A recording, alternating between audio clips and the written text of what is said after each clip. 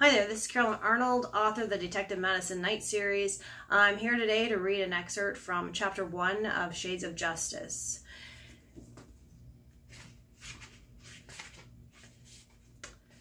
Madison should turn around and forget all about the meeting she'd arranged.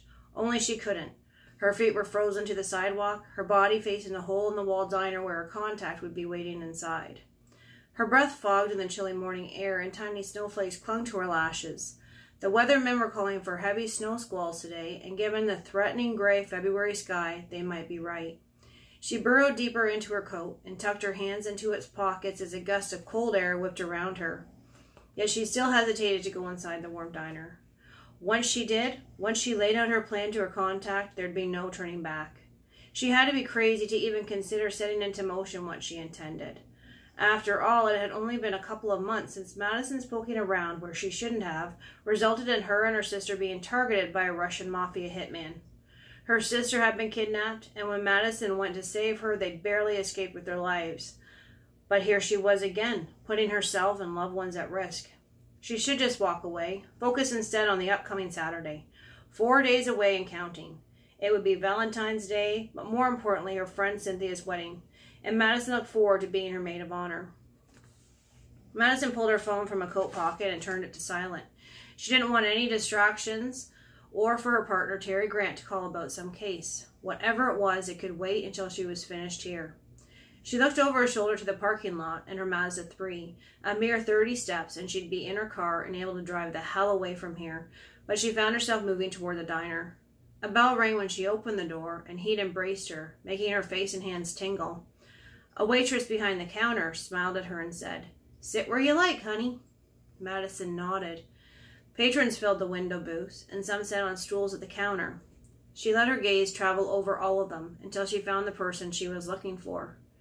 Leland King was tucked into a corner booth. He looked up and their eyes met, but he never made a move toward a friendly gesture. No smile, no waving hand. It would only draw attention to them. Madison slipped onto the bench opposite Leland. He was nursing a coffee while a closed menu rested on the table. There was also one in front of her, which she pushed aside. Her stomach wouldn't accept food right now. It was clenched tighter than a fist. "I was starting to wonder if you were coming," Leland said. "I was too," she admitted. "It's not too late to call this off." While she hadn't provided him with much information about today's meeting, she had told him that it could have grave consequences. She'd selected him based on his knack for investigating and his connections. The waitress who had greeted her came up to the table with a notepad and a pencil poised over the page, ready to record her order. "What can I get you, honey?" Madison glanced at Leland's coffee. "It's good stuff," Leland smiled, plastering on the charm for the waitress who flushed. Leland may have been in his 50s, average in most ways except for his distinct, wide, flat nose, but he had a way with the ladies. "Sure, I'll take one," Madison said. Even if she never took a sip, she'd have something to hold on to use as a slight distraction. The waitress pointed with her pencil to the closed menus. "Anything to eat?" Leland glanced at Madison and answered on her behalf. "Nothing right now, darling." With that, the waitress left. "She's quick," Leland told her. "We'll wait for your coffee before we start talking." Madison took a deep breath and nodded. She still had time to forget all about this, to cut and run. She was bouncing her legs under the table and wringing her hands in her lap. The waitress returned and set a brown porcelain mug in front of her, then filled it from a coffee craft. "Cream, milk, sugar, and sweetener are on the table." The waitress bobbed her head toward the holder that also housed napkins and condiments. "Just holler when you're ready to order food. Keep in mind we serve the best Western sandwich in 10 counties. She winked at Leland before walking away. Leland met Madison's eyes and pulled out his phone. "I'd like to record—" "No." Madison reached her arm across the table and bumped her mug. Coffee sloshed over the rim, and she snatched a wad of napkins to clean up the mess. "No recording," she said firmly. "I got that." He watched her wad up the used napkins and set them aside. "But it's something I normally do." "Not this time." She stared at him until he slipped his phone back into his coat pocket. "You promise me that it's not recording." "I promise you." Madison cradled her mug and looked around. No one was to their left or right, or even in the booths behind or in front of them. Leland had chosen a good spot. "Madison, you don't have to." There are corrupt cops in the Styles PD, she blurted out, keeping her voice low. Leyland's eyes snapped to hers. Why not just go to IA? Internal Affairs. That's a loaded question, she said, not feeling much like elaborating. At the root of it, she didn't know whom she could trust, even among the upper echelons at the Styles PD, or within IA for that matter. She wanted to obtain intel and discover all the players before making her move. She also wanted to make sure she had enough to make a solid case. She didn't just want to flush out corrupt cops, she wanted them to pay. I see. Leland's response was something people said when they didn't understand, but Madison would simply accept his words at face value. Leland took a sip of his coffee. Does this have something to do with... He left the rest unsaid, but his gaze told her he was thinking about the Russian mafia. It wasn't a leap on her part to make this assumption. Leland knew her history with them, and how it went back as far as her grandfather's murder before Madison was born. If I'm reading your mind correctly, it does, she stated sourly, still not verbalizing the mafia. Maybe you're just seeing ghosts. I've heard they left Styles. That was the word within the Styles PD, and Madison would love to believe it, but she felt the streets had a different story to tell. Really, all the PD knew for sure was that some high-ranking associates had left town. But if you cut off the head of one serpent, more always rose in its place. She also couldn't ignore that the Don, Dmitry Petrov, was still serving a sentence in the Styles prison. There was no way he'd be left without a support system of some kind, if history were a teacher. Dmitry had proved repeatedly how to reach from behind bars, and she was more apt to believe the mafia was simply running operations on the down low. They're still here. A cool sweat prickled her skin. It was as if she could feel their eyes on her now, waiting to exact revenge for her incessant interference in their operations. Madison went on. And these cops I'm about to give you need to get off the street yesterday. But this isn't going to be a fast, over and done with it job. So the long haul? She nodded. Months, maybe years. I can handle that. She trusted that he could, or she never would have come to him. She questioned whether she had enough courage and patience to see it all through. I'm aware of evidence that has gone missing while in the care of certain officers, but I know there's more to it than that. A piece of evidence factored into a mafia-related hit, but she wasn't telling Leland that just yet. She continued. If they're no longer working for the mafia, I'd bet money they're available at a price, and it won't be long before they find themselves another payday. She had no doubt in her words. Once a corrupt cop, always a corrupt cop. It was a sweep of a brush, but evil had a way of slithering out of the cracks of darkness into the light and seeking out others of similar persuasion. And what do you need from me? Leland asked. I need you to do some digging on my behalf. Leland lifted his cup and took a slow draw on his coffee.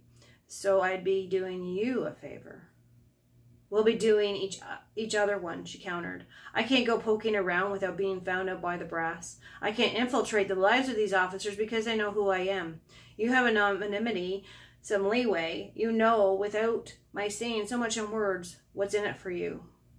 Leland's skill set came from being an award-winning investigative journalist for the Styles Times, and she was promising him the exclusive story at the end of all this. Leland said nothing, just scanned her eyes. Eventually he nodded. Before I give you names, I need to lay out the rules. There can't be any recording of our conversations, no paper or electronic trail. There can't be anything connecting us. Whatever notes you make or things you uncover, keep them under lock and key. Now you know who could potentially be behind the scenes. You can appreciate how, if any of this gets out, we could be killed. Leland didn't so much as blink. How do we communicate?